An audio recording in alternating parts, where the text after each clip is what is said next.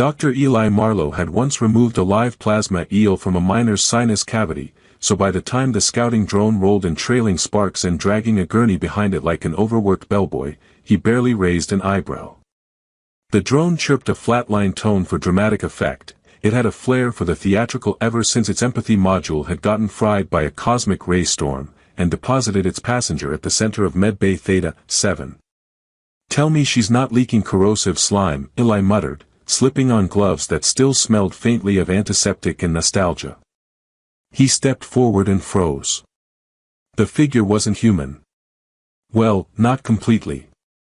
The armor was jagged, matte black with deep green underlayers that shimmered like the skin of an angry beetle. Blood pooled along the edge of the gurney, not red, not even close. It was a bruised violet, viscous and semi-luminescent, like something spilled from a malfunctioning nebula. Her limbs were long, built for movement, muscle coiled beneath skin that looked more like plaited silk than flesh. And her face, partially obscured by a helmet cracked right down the center, was angular and foreign and, annoyingly, striking. "Wonderful," Eli sighed. "She's beautiful and possibly dead. That'll look great on my report." The AI interface above him blinked to life. Nora's voice crackled through the speakers, like a librarian who'd swallowed a synthesizer. "Vital signs fading. Neural patterns erratic. Fractures along the right femur and left clavicle. Spinal damage possible. Also, you're talking to yourself again, Doctor.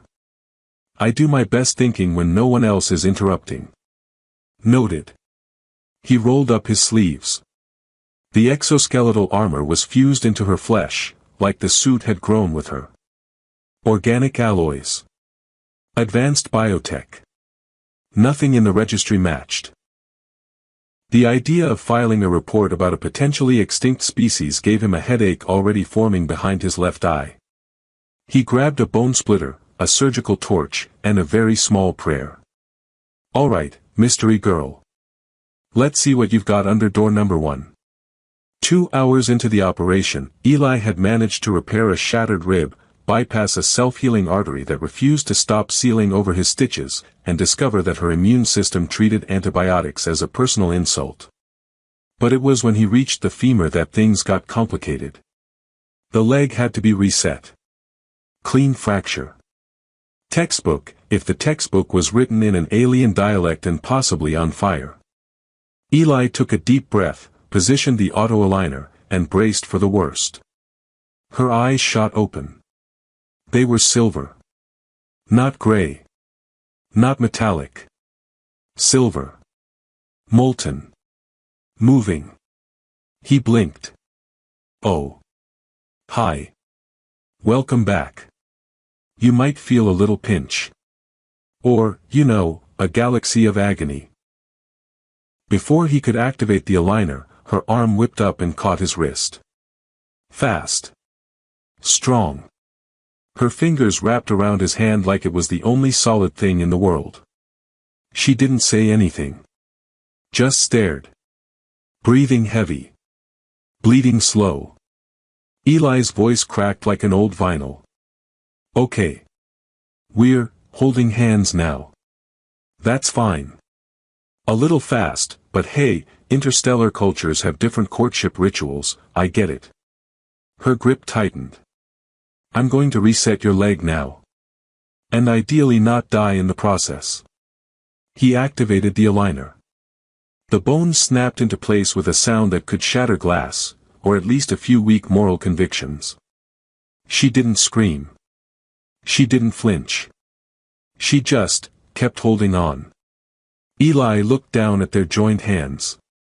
Alien flesh and human skin, locked like some bizarre space handshake. Her fingers trembled. Not from weakness, but something else. Something deeper. It wasn't a combat grip. It was need. It was trust.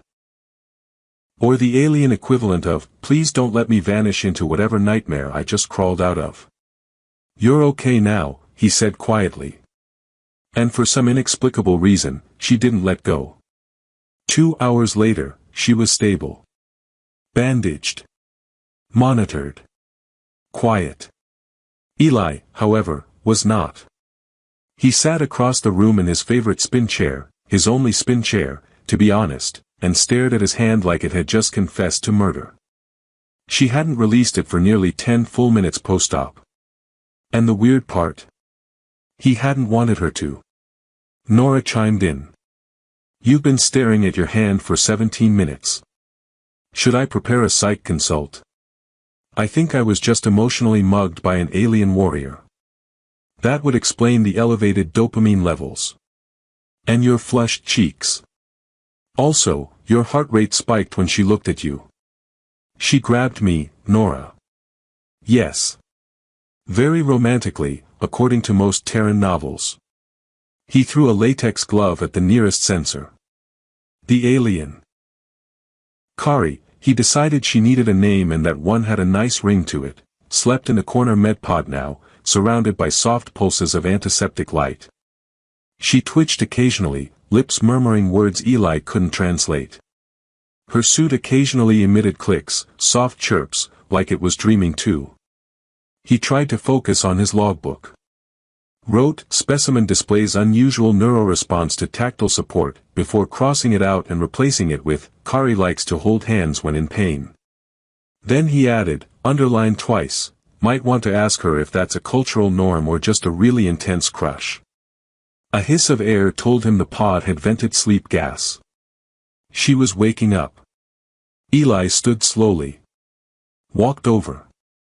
She opened her eyes again, slower this time, like trust had to be measured in degrees. Her gaze locked on him. Her hand rose. He hesitated. Then reached out. Her fingers curled around his like they remembered exactly where to go. Okay, he whispered. Guess we're doing this again. She blinked once.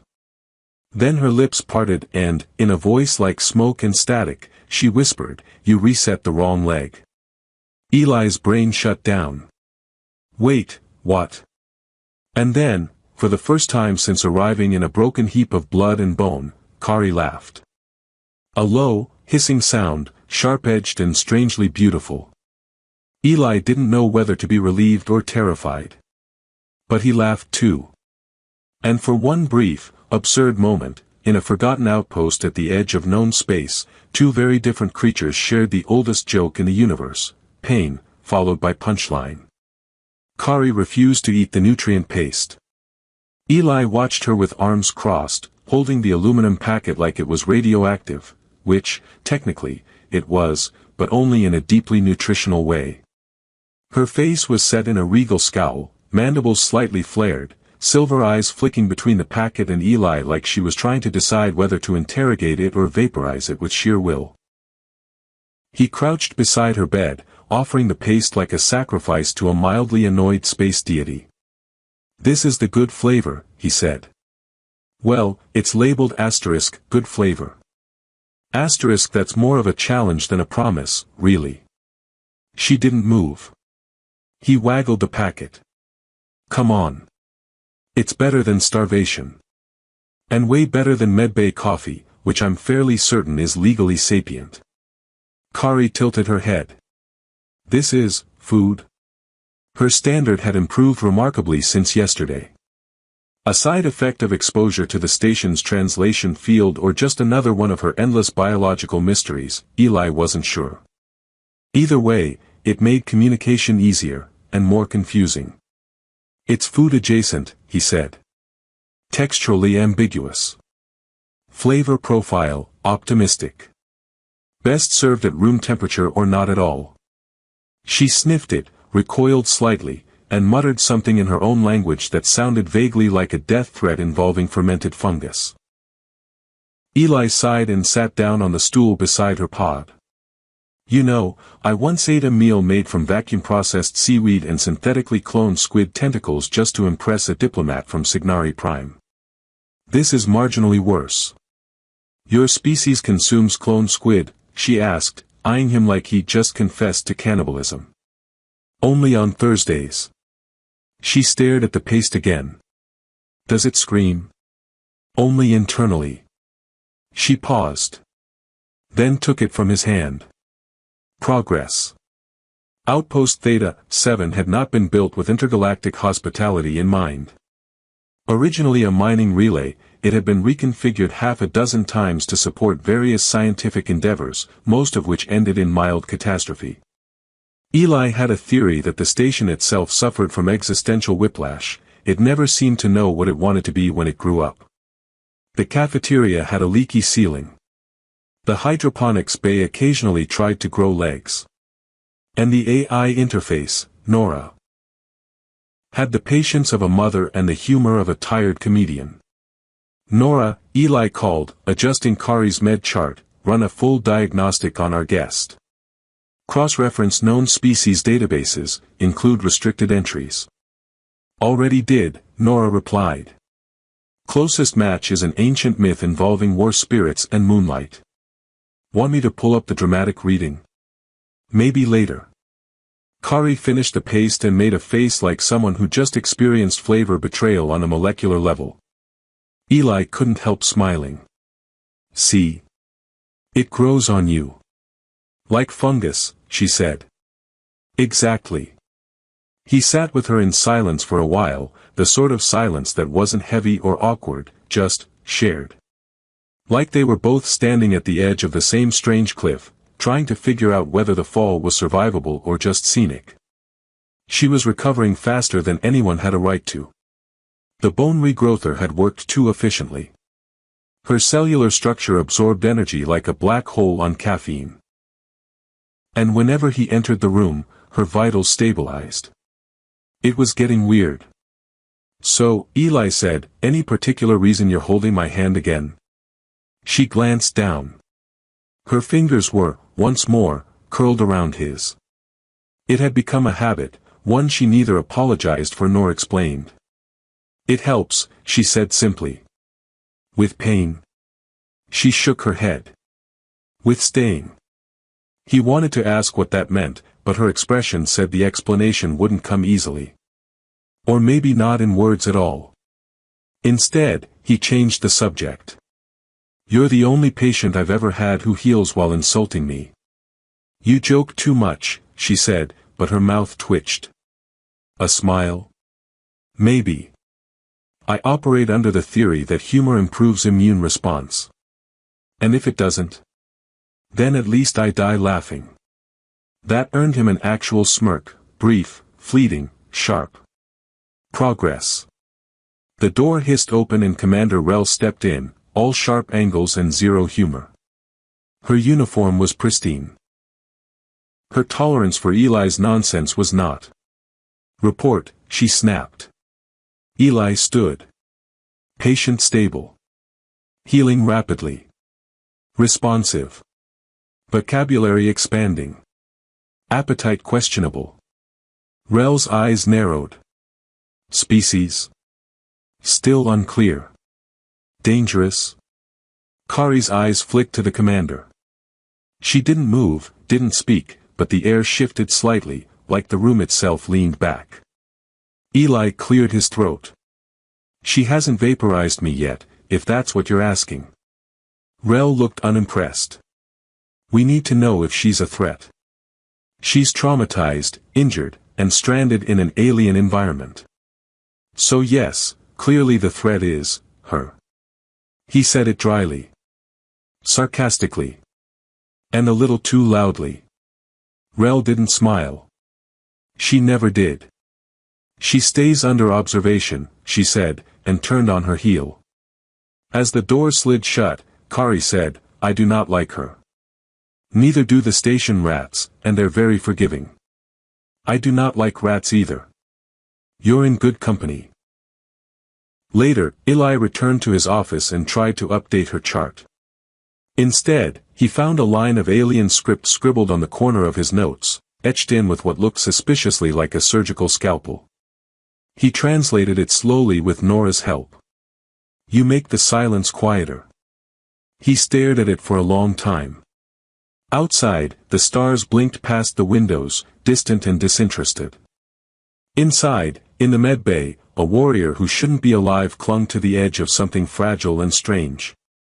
And Eli couldn't help but wonder what exactly he was healing, her body, her past, or the impossible thread that was now weaving between them. Kari was reading his notes again. Eli walked into medbay, coffee in one hand, a croissant-shaped protein bar in the other, don't ask, and found the warrior from another star hunched over his terminal like she'd just unlocked the secrets of the cosmos and was quietly judging them. You know, he said, taking a sip, there's a whole protocol for accessing personal files. Kari didn't look up. Your passwords are deeply insecure. That's rude. And not true. Noodlelord 42 is not secure. He stopped mid-sip. That is a perfectly acceptable, wait. How did you know about the 42? I guessed. That's worse. She looked at him then, silver eyes gleaming with the smugness of a cat who just learned how to Google. You named one of your sample folders stuff probably important. That was my first clue. Eli sighed and sat beside her, careful not to touch the array of half-repaired scanners she'd taken apart and arranged in some kind of artistic protest. He gestured at the disassembled tech. That used to be my retinal scanner. It was flawed. It was working. Now it is not flawed. He paused. I feel like we're speaking different dialects of the same language. Kari turned one of the scanner cores over in her fingers. The diagnostic subroutines were looping. Inefficient. Also, it was humming in a pitch that triggers migratory instincts in my species. Oh, Eli said. So the scanner was, calling your people home? Or to war? It depends on the key change. Well, I'm glad we avoided an accidental interstellar battle due to poor sound engineering. She set the core down delicately. I have made it better. The scanner lit up. Briefly. Then sparked and emitted a noise not unlike a confused goat. Eli blinked. What was that? It is attempting to scream. He reached over and gently turned it off. Let's not teach the equipment existential despair today. Kari leaned back, watching him with the kind of expression that suggested she wasn't quite sure if he was the station's doctor or just its most charming liability. Do all humans cope with stress by making jokes? He tilted his head. Only the ones with extensive student debt and a mild allergy to reality. She seemed to consider that acceptable. The medbay lights flickered, again. Eli glanced up. That's the third time this hour. Nora. The AI's voice came in half a second late, distorted. I am experiencing mild interference from local spacetime anomalies. Nothing to be alarmed about. Yet. Yet is a worrying word, Nora. I find it honest. Kari frowned. This station feels off. It always feels off. That's its charm. No. This is different. Like it's forgetting what it is. Eli was quiet. That part, at least, he'd noticed too. Chronologues were glitching. Items misplaced themselves. His sandwich yesterday had been half-eaten before he even opened the wrapper, and unless there was a new breed of time-traveling food thief on board, something was definitely weird. Nora chimed again. Sensors report minor spatial distortions originating near medbay. Time drift measured in microseconds. Kari stood, moving with the grace of someone who'd been built for war but had recently decided war was boring. It's me. Eli blinked. You're causing time, wobbles. She nodded. Probably. That's not a word people usually pair with probably. My biology adapts to temporal flux. It's a defense mechanism. Or a curse. Or both. I wasn't supposed to survive the jump. Jump? Kari hesitated. Then said, I didn't crash. I escaped. Eli put his coffee down. Slowly. From where? She looked at the medbay doors like they were holding something back. Not where. When. There was a long pause. Eli tapped the side of his head. Okay. I know I make a lot of jokes. But are you saying I crossed time? He opened his mouth. Closed it. Pointed to the scanner. Like, backwards. Forwards. Sideways. That's not how time, wait. Can time go sideways? Kari almost smiled. Depends on who's watching. Eli stood up and paced. You're telling me the reason the air recycling system thinks it's still Tuesday and my med cabinet keeps restocking old painkillers from 2 years ago is because you slipped through the fabric of reality? Possibly. Also, your painkillers expired. Asterisk they shouldn't even exist anymore, asterisk. Kari touched the gurney where she'd first woken up. I was fleeing something. A loop. A war that had already ended but wouldn't stay dead. My people call it the glass spiral. That sounds like either a fancy cocktail or the worst science project ever. We made something we couldn't undo. Then we tried to undo it with more things we couldn't undo. Eventually, reality broke up with us. Eli stopped pacing. You're saying your timeline collapsed? Folded inward. Like a scar. I jumped out. And landed here. With a fractured leg, a broken suit, and a taste for holding hands. She looked at him. Not smiling, but less unreadable. I thought I would vanish. But you anchored me. I don't know how. Probably my overwhelming charm. Kari raised a brow. You are not very charming. I've been told it's an acquired taste. She sat back down. If I stay here too long, the anomalies will spread. Eli nodded. And if you leave? I unravel. They sat in silence again, the kind that hummed beneath the skin. Eli broke it with, so, we either tear the station apart by proximity, or you disappear into a temporal spaghetti mess. Yes. Great. Kari leaned against the bed frame. This is why I hold your hand. It helps. Stabilizes you? No. It reminds me I'm still here. Eli looked at his hand. Then at her. He reached out. She didn't hesitate. Their fingers intertwined.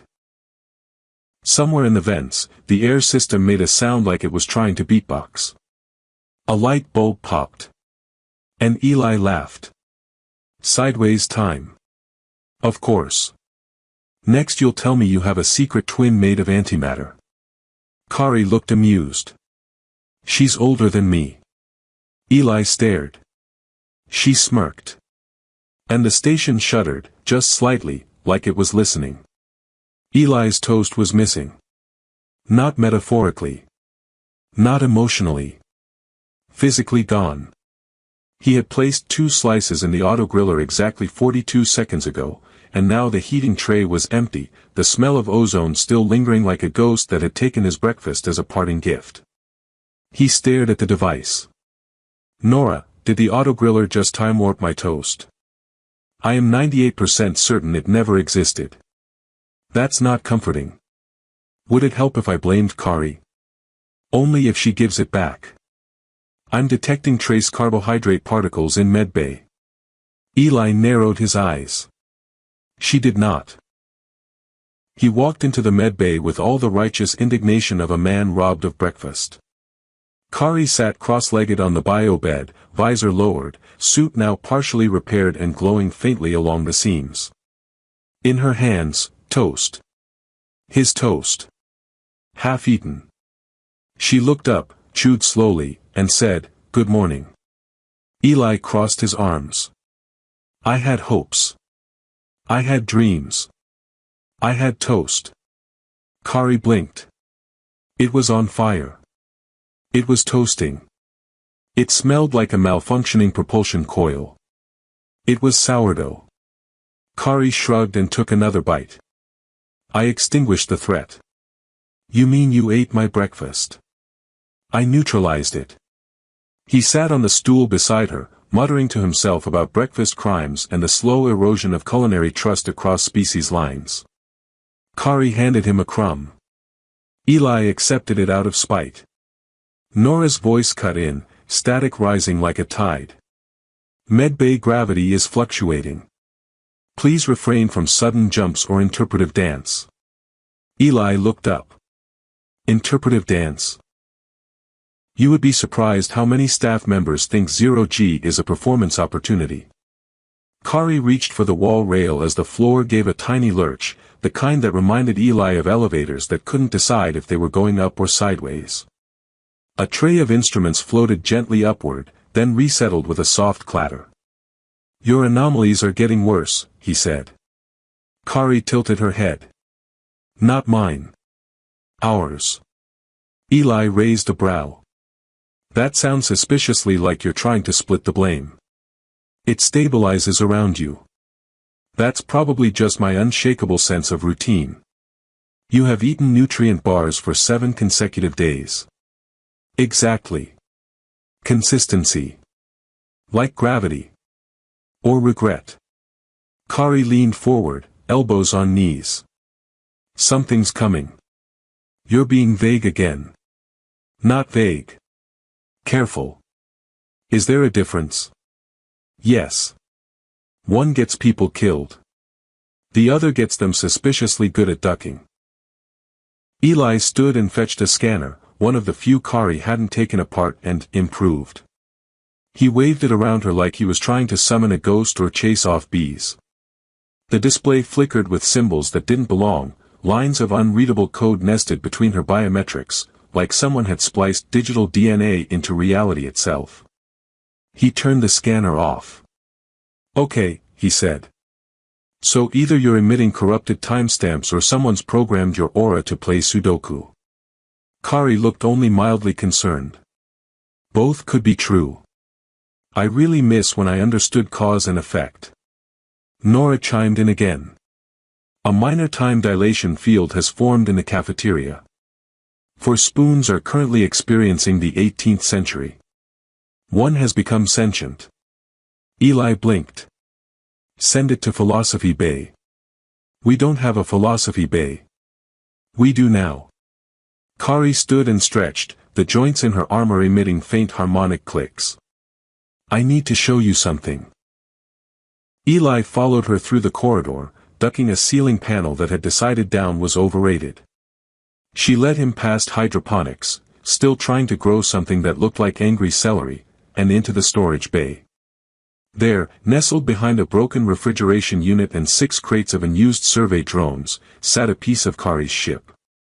It looked like an angry sculpture. Twisted metal, embedded crystal panels, veins of circuitry that pulsed with light in patterns Eli instinctively knew weren't natural. Not built. Grown. He stepped closer. This followed you? Kari nodded. It shouldn't have. It looks like a crashed escape pod had a baby with a haunted chandelier. It was my anchor. Was? Kari touched one of the crystal panels. It lit up, briefly, then went dark. It's unraveling. Like the rest of the spiral. Eli felt a pressure behind his eyes, like a headache trying to explain itself in geometry. You said you weren't supposed to survive. I didn't. He turned to her. She was smiling, but it wasn't her usual smirk. It was quiet. Almost sad. I left a version of myself behind, she said. The rest is still catching up. Eli rubbed his temples. So we're living in a kind of. Kari echo. Or she's living in me. Or I'm the echo. Time isn't a road. It's a room. And we've been redecorating with flamethrowers. Kari nodded. More or less. They stood there for a moment. Just 2 people surrounded by fractured time, sentient spoons, and a creeping suspicion that the universe had developed a sense of irony. Eli finally broke the silence. So what do we do? Kari looked at him, silver eyes steady. We don't let go. His fingers twitched. Is that a metaphor or an interdimensional stability protocol? Yes. And just like that, the power flickered, Time paused for a half-breath, and Eli realized he hadn't laughed this much since medical school. Even if the world was unraveling around them, maybe especially because of that. He was starting to hope it took its time. Eli was dreaming about paperwork. Not the usual kind, with forms and red stamps and deadlines that chased you through hallways like sentient bureaucrats with knives. No, this time the paperwork was literally breathing. One file growled when he tried to sign it. Another attempted to eat his pen. Nora floated by holding a clipboard that whispered tax codes in reverse. He woke up face down on his desk with a drool stain soaking into a requisition form for sterilized gauze. In the distance, something hissed, not like danger hiss, but more like, good morning, the universe is still misbehaving. He sat up, rubbed the sleep from his face, and checked the time. It was Tuesday. Again. Or it was still Tuesday. Or Tuesday had somehow looped around and come back with a vengeance. His calendar just displayed a shrug emoji. He stumbled into the medbay. Kari was upside down. Not metaphorically.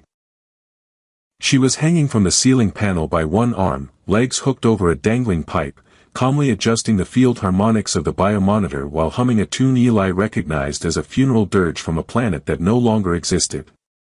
He blinked. "Is this your way of saying you're feeling better?" She nodded. "I am strengthening the support grid." It was unstable. "You're literally upside down." "Correct." Eli stared. "Is that a cultural thing? Do you think better with your blood rushing to your head?" Kari dropped lightly to the floor, like gravity was a polite suggestion. "Do you not?" He opened his mouth. Closed it. Decided not to engage. Instead, he handed her a new nutrient pack. Today's flavor is Berry Fusion, which is code for, don't ask what died to make this sweet. Kari sniffed it. This one is less offensive. Eli gave her a hopeful look. Would you say it's edible? No. But I will tolerate it. Progress. She took a small bite and immediately made a face. You lied. I said tolerate, not enjoy. There's a difference. They sat together as the station hummed around them, occasionally twitching like a sleeping beast. The lights dimmed without warning, then flared too bright, then settled into a flickering rhythm that resembled Morse code for whoops. Kari tilted her head. It's growing worse. Eli sipped his coffee, which had somehow become cold despite being freshly brewed seconds ago. Either that, or the station is experimenting with abstract art. Nora's voice buzzed over the intercom. Time dilation has reached 3.7% variance. Recommend emergency calibration of temporal relays. Also, I found a hallway that leads to nowhere and smells like wet carbon. Eli raised an eyebrow. We don't have a hallway there. We do now. Kari stood. We should investigate. Eli followed her down the corridor, past the hydroponics bay, which was now attempting to grow a tomato with legs. And into Sector 4, where the lights had stopped pretending to function and the air smelled like static and burnt toast.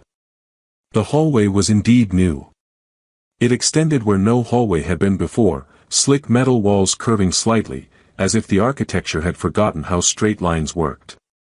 At the far end, a doorway blinked gently in and out of reality, like it wasn't quite ready to commit. Eli glanced at Kari. I'm beginning to feel like the station is trying to build itself a surprise room. Kari said nothing. Her expression tightened. Eli took a step forward. You think this is connected to the anomalies? I think this is a symptom.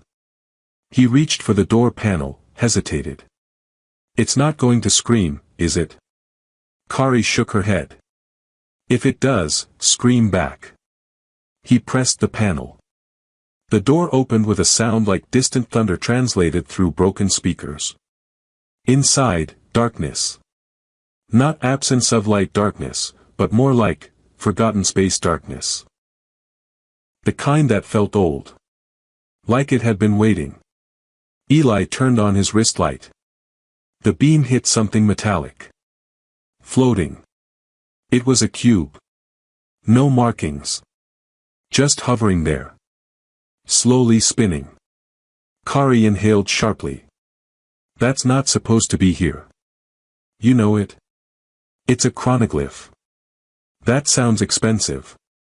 It's a seed of time. Encoded. Dangerous. Eli stepped back. You brought this with you? Kari shook her head. I left it behind. The cube pulsed. The hallway behind them vanished. Eli turned. Okay. Now that's rude. Nora's voice crackled faintly, as if trying to reach them through syrup. Medbay no longer exists. Suggest calm panic. Kari stepped forward, reached for the cube. Wait, Eli said. What happens if you touch it? Possibly everything. That's not. She touched it. The light bent. The walls rippled. Eli saw stars being born and dying in the same breath, heard whispers in languages that hadn't been invented yet, and smelled toast, his toast. From 2 days ago. Then silence. He blinked. They were back in Medbay. Kari was on the floor, breathing hard. The cube was gone. Eli knelt beside her. Are you okay? She nodded, barely. What happened? I locked it. Temporarily. Where did it come from? My future. Your future. The spirals echo. It's all connected. Eli ran a hand through his hair. So we're dealing with time bombs. Actual ones. Kari exhaled. It's bleeding into this reality. The more I stabilize, the more it leaks. Eli offered his hand. She took it. Next time, he said, warn me before you explode space. Kari gave a tired smile. You make a good tether. You make a very confusing roommate. He helped her to her feet. Somewhere deep in the station, a siren hiccuped and stopped. A spoon walked past the medbay door and saluted. Eli nodded back, like that was normal now. Kari leaned against the wall. The spiral won't stop. Eli looked at her. Neither will I. The lights flickered once, then steadied. Outside, the stars held their breath. Kari had stolen Eli's coat. She claimed it was because her thermal regulator was having an identity crisis, which Eli interpreted as, it won't stop making the air smell like cinnamon and despair. When he asked her why she needed his coat instead of, say, one of the perfectly functional emergency blankets, she responded by curling deeper into the too long sleeves and muttering something about statistical comfort bias.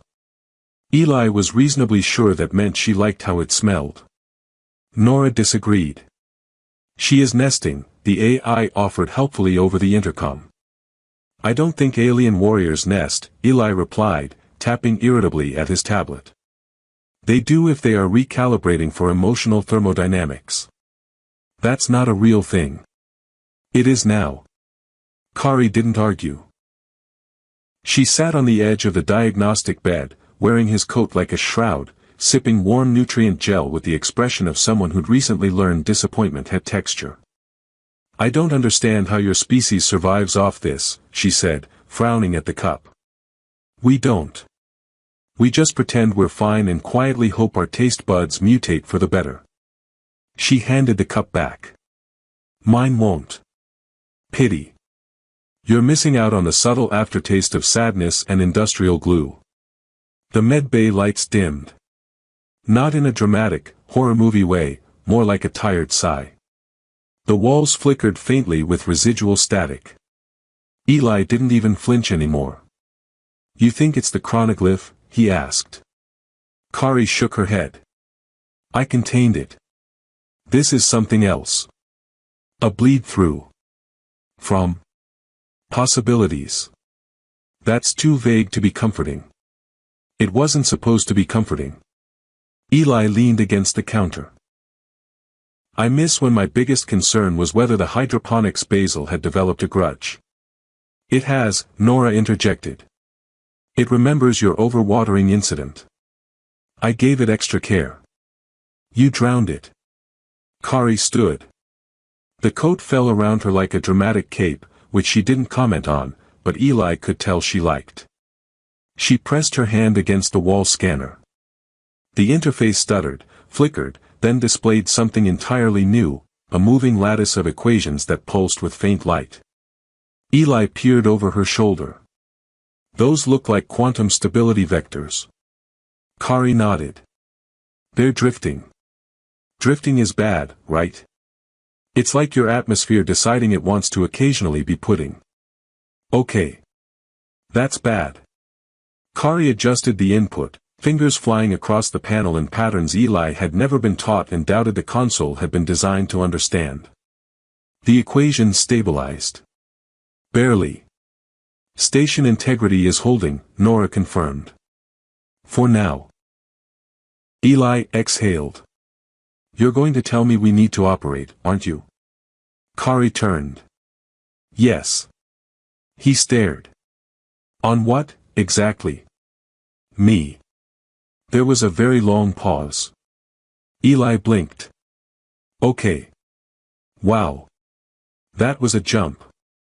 Kari pulled the coat off and folded it neatly, which was her way of being serious. My anchor to this timeline is unstable, she said. My organ, the one that lets me phase between moments, is degrading. It's why the bleed is increasing. You didn't mention a time organ. You didn't ask. Okay, fair. She stepped closer. You can stabilize me. You have the tech. I don't have a manual for temporal surgery. You don't need one. You're terrifyingly confident about that. Kari held up a small device. Compact. Glowing. Slightly humming. This is a stabilizer from my ship. You integrate it into my spinal cluster, I stay here. We hold the bleed. Eli took it. And if I mess up? Kari gave him a look. Then we both cease to exist across every possible iteration. Eli nodded slowly. No pressure. No. High pressure. But I trust you. Eli rubbed the back of his neck. How long is the surgery? 17 minutes. How long do I have to prepare for the surgery? You just did. Nora chimed in. Would you like me to disable the security feeds? Why? Eli asked. For plausible deniability. Kari lay down on the surgical table, her armor retracting in panels to reveal the curved, glowing line of her spine, interlaced with something that pulsed like a circuit board having dreams. Eli hesitated. Just to clarify, there's no chance this ends with me becoming a time wizard, right? Less than 3%. Still more than 0. You'd be a terrible time wizard. I'd make all the clocks run backwards on birthdays. Just to annoy people. Kari grinned faintly. Begin. The first incision was clean. The organ, if it could be called that, was a weave of silver and light, humming with a frequency that made Eli's fillings buzz. The stabilizer fit into the gap like it had been grown there. Then everything went wrong. The light surged. The floor shifted.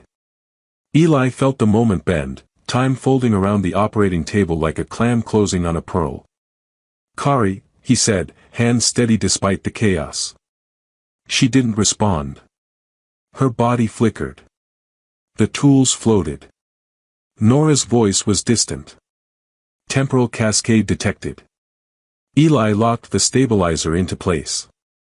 Everything snapped. Silence. Then the lights returned. Kari exhaled. Long, deep. Like someone who had been holding a breath across centuries. Eli stepped back. How do you feel? She sat up slowly. Linear. That's good, right? Debatable. She looked around. The medbay was normal again. Eli sat down, exhausted. That was the weirdest 17 minutes of my life. Kari tilted her head. It was only 9. They stared at each other. Then they laughed. Quiet, but real. Kari handed his coat back. Keep it, Eli said. It might be a medical necessity now. She nodded. It smells like now. Eli looked at her. Whole. Solid. And he knew that whatever came next, they were no longer just trying to survive. They were anchored, together. For better or possibly much, much weirder. Eli woke up in the air. Not falling. Not flying. Just suspended, horizontally, 3 feet above his cot like gravity had hit the snooze button and forgotten to get up. The blanket floated beside him in a limp spiral. A pen lazily spun over his shoulder. One of his socks was making its way toward the ceiling with what Eli could only describe as quiet determination. He blinked. Nora? Yes, the AI replied calmly, as if floating humans were part of the daily maintenance checklist. Why am I levitating? A mild gravitic hiccup.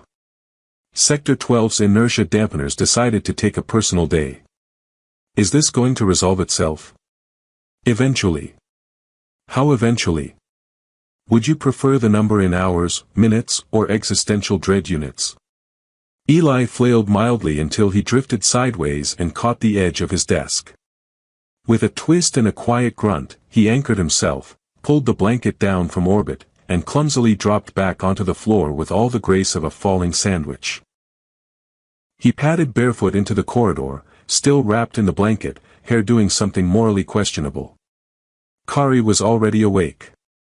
She stood in the medbay, arms crossed, watching a security monitor as it showed the hydroponics bay being rearranged by invisible hands, or possibly bored gravitational fields. A row of celery pots had formed what looked like the word "Y." Kari glanced over. You're late. I was busy floating. Typical human excuse. Eli grabbed a cup of coffee, took a sip, and immediately made a face. Did this ferment overnight?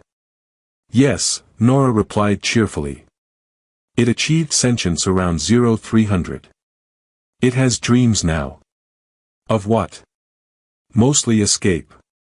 Eli poured it down the sink and retrieved a backup thermos from the emergency caffeine drawer. So. How's our timeline holding up? Kari nodded toward the monitor. It's confused. Less like a spiral, more like a Mobius band made of wet noodles. I assume that's bad. It lacks direction. We should not remain this flexible. I don't know. Some flexibility seems healthy. Not when physics forgets which way is forward. They watched the monitor in silence for a moment as a chair slid by, upside down and perfectly calm. Kari tapped a panel. The screen shifted to internal diagnostics. Pulsing lines of code that drifted, jittered, and occasionally formed rude gestures. Eli squinted. That looks like your stabilizer's running hot. Kari nodded. It's holding, but the station's temporal integrity is decaying. We're too close to the fracture line. So move the station. Kari turned slowly to him. You want to move the station? Just a little. Nudge it. Scoot. Maybe, rotate. It's anchored to the asteroid belt. Everything's anchored until it isn't. Kari blinked. That was almost poetic. Thank you. I'll be releasing a book of existential crisis haikus. Eli tapped his comm. Nora, how hard would it be to shift the station's position by, say, a few hundred kilometers? Incredibly hard. Also irresponsible. Also, Rel would murder you with a clipboard. Would she actually notice? She tracks our orbit 3 times a day. Her entire personality is math. Ugh. Kari reached forward and tapped the schematic again. There's another option. Oh no. We reinforce the stabilizer. With what? Your station's quantum core. Oh no. Kari raised a brow. It will only draw a small fraction of power. That core also runs life support, communications, and the espresso machine. You said the coffee wanted to escape. That doesn't mean we give it the satisfaction. Kari held out a small device. If we interface this with the quantum drive, the stabilizer can leach enough symmetry to seal the local bleed. And if it doesn't? The station will enter a semi-phased state across multiple timelines. Eli paused. Will I still be a doctor? Statistically? Yes. Possibly also a pirate, a baker, or a sentient fog. He stared. All right, I'm in. Kari blinked. You're agreeing. I'm tired. I'm confused. I want real gravity and coffee that doesn't talk back. Let's plug in your terrifying alien USB stick and see what happens. They descended to engineering, where the hum of the core grew louder with every step. The room glowed with the soft blue of compressed reality, a reminder that even in the weirdest parts of the galaxy, some things still pulsed with science fiction sincerity. Kari approached the console and handed Eli the interface. He looked at it. Then at her. You sure about this? No. Me neither. They smiled at the same time. Eli inserted the interface. The core shimmered, flickered, and expanded, just slightly, like it was adjusting its tie before a speech. Kari's stabilizer pulsed in her spine. Her body arched. A sharp breath escaped her lips. Eli caught her. Nora, he said. Stabilization in progress. Quantum flux within parameters. What does that mean? It means we're probably not going to explode. I'd like a second opinion. Ask your coffee. Kari's body glowed faintly. The stabilizer clicked into rhythm. She stood straight again, the glow fading. The room fell silent. Then Nora said, timeline integrity, restored. Eli let out a breath he hadn't known he was holding. We did it. Kari leaned against him, just a little. You still smell like expired caffeine. Some things never change. They returned to medbay. The gravity was back. The toast stayed on the plate. Even the basil looked less aggressive. Kari sat on the edge of the diagnostic bed. Eli leaned on the console. So. You gonna stick around? She looked at him. You're still my anchor. Lucky me.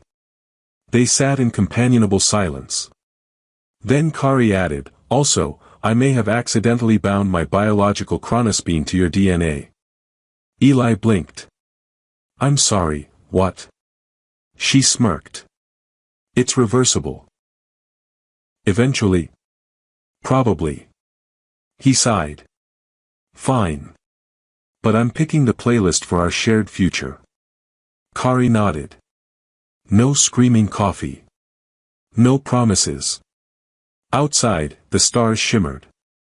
And for once, the station did not. The station threw a party. Not an official one. Commander Rel would have required 14 forms, 2 security reviews, and a stern briefing on fire suppression protocol. This was the unofficial kind, the kind born out of relief and the collective realization that, for once, the walls weren't melting and gravity wasn't moonwalking through the corridors. Someone in hydroponics fermented alien fruit. Someone else raided the emergency dessert stash. A surprisingly agile janitor brought out a violin. There were lights, flickering, mildly disobedient, and laughter echoing down the halls like music the universe had almost forgotten how to make. Eli watched it unfold from the edge of the commons, sipping something that tasted like citrus and theoretical physics. He'd been talked into wearing a shirt that didn't have a stain, a rip, or an embedded surgical clamp. It felt unnatural. He missed his lab coat. It had pockets. An emotional history. Kari sat beside him, legs crossed, watching a small group of engineers try to teach a sentient mop how to dance. It was going, surprisingly well. She nudged him. You look uncomfortable. I've never seen this many people smile at once without being under heavy sedation. Does it bother you? A little. I keep expecting someone to announce a hull breach. Kari's gaze swept the room. They're still alive. That's worth celebrating. I guess I'm just not used to things being okay. She handed him a small device. It hummed gently, the glow familiar, her stabilizer. He blinked. Why are you giving me this? It's redundant now. My spine's learned the rhythm of this timeline. So we're stable. As stable as anything in this quadrant gets. He turned the device over in his hand. So this is it, huh? No more glowing anomalies. No more hallucinated toast. No more time bombs in storage closets. Kari paused. I didn't say that. Eli grinned. Well, as long as it's not Tuesday again. Kari reached over and tapped the side of his drink. Time is a suggestion, remember? He looked at her. Really looked. She was different now. Still fierce, still slightly terrifying, still able to disassemble a security drone using only sarcasm and a bent spoon, but softer, too. Her laughter came more easily. Her eyes lingered longer. Her touch, once defensive, had learned patience. Eli had changed, too. He still made terrible jokes. Still forgot to label half his charts. Still had a mild dependency on emergency caffeine. But he no longer walked through the station as if waiting for the next disaster. He had started to believe in the idea that the future could be chosen, not just survived. Kari leaned her head against his shoulder. You're quieter than usual. I'm just thinking. That's dangerous. He chuckled. I was wondering if you ever imagined ending up here. Kari stared at the ceiling. I didn't imagine ending at all. The spiral didn't leave much room for hope. Well, hope's kind of stubborn. She nodded. So are humans. He sipped his drink. You sticking around? I haven't broken the coffee machine in 3 days. I feel invested now. That's commitment. They sat in silence for a while, comfortable and strange. Nora's voice chimed in, polite as ever. Reminder, celebration will conclude in 40 minutes. Please refrain from launching any celebratory explosives indoors. Eli glanced toward the engineers. Too late, Kari muttered. A small poof of colored smoke filled the corner of the room. Someone cheered. Eli shook his head. We need better supervision. Kari smiled. We have you. Me.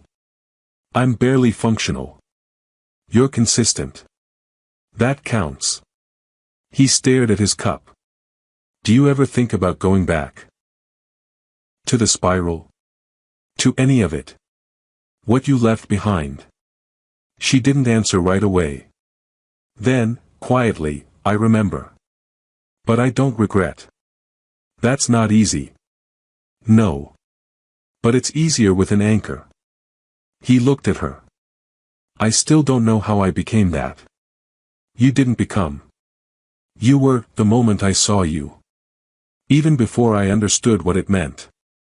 He felt something in his chest pull tight in a way that wasn't painful, just, real. You know, he said, this started with you grabbing my hand and not letting go. I remember. And now.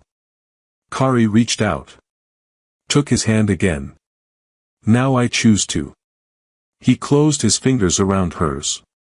Guess I'll cancel the psych consult. You already did. They sat like that until the lights dimmed. Later, much later, when the crowd had thinned and the party quieted into sleepy chatter, Eli walked her back to the medbay. The same one she'd arrived in, broken and bleeding and furious at time itself. She looked around the room. Touched the diagnostic bed. The console. The scanner she'd once fixed by making it scream. "I never thought I'd stay," she said. "Yeah," Eli said. Neither did the screaming scanner. Kari turned to him. "But I want to." He stepped closer. "Good." She leaned in. He kissed her. It wasn't dramatic. No time loop. No dimensional shift. Just lips, and warmth, and the simple ache of two people who had lived through the impossible and still found their way to each other. The station didn't flicker. The air didn't shudder. For once, nothing broke. Afterward, they sat on the edge of the bed. Kari rested her head on his shoulder again. "You'll still make bad jokes tomorrow?" "Absolutely." "Then I suppose I'll survive it." "Same." In the stillness that followed, somewhere in the circuitry, Nora hummed quietly, a song with no beginning and no end. Outside, the stars kept burning. And in the center of the spiral's echo, two lives, one scattered across time, held fast. Anchored. Together. Now.